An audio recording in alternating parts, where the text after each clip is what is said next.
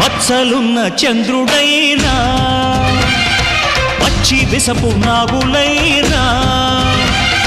చంతను చేర్చే దేవా మా చింతలు తీర్చగరావా నెర నమ్మిన దైవం నీవే రాయుడా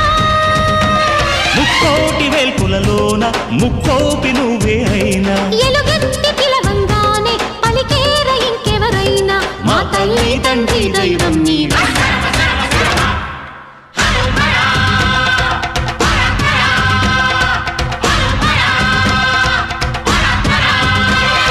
ఢమ ఢమ ఢమ ఢమ గుండ ఢమరుకం మోగే గణ గణ గణ గణ గొంతు గంటగా మారే